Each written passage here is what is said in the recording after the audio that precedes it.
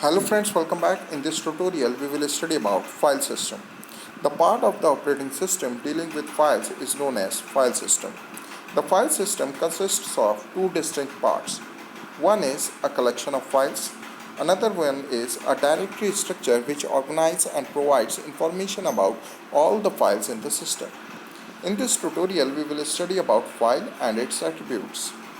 A file is a named collection of related information that is recorded on the secondary storage. From a user's perspective, a file is the smallest allotment of logical secondary storage, which means data cannot be written to a secondary storage unless they are written within a file.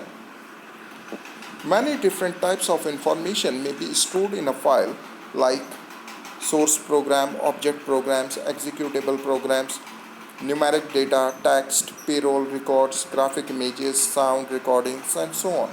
Now let us study about file attributes. So first attribute which we are going to study is name. A file is named for the convenience of its human user, and the file is referred to by its name. A name is usually a string of characters such as example.c. Another attribute is identifier. Identifier is a unique tag, usually a number, and this identifier identifies the file within the file system.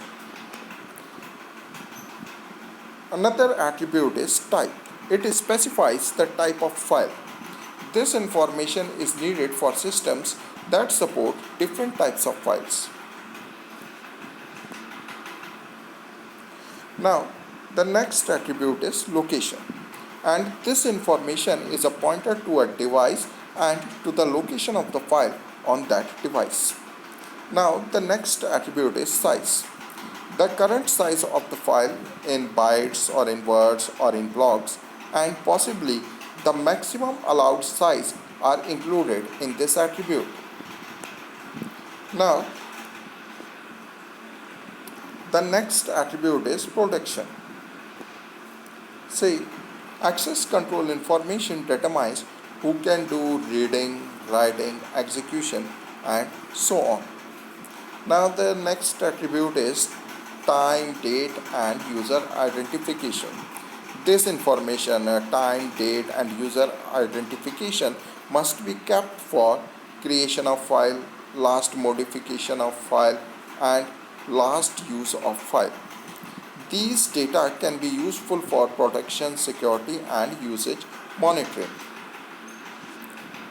The information about all files is kept in directory structure, which also resides on secondary storage. Typically, a directory entry consists of the file name and its unique identifier, and then this identifier in turn locates the other file attributes.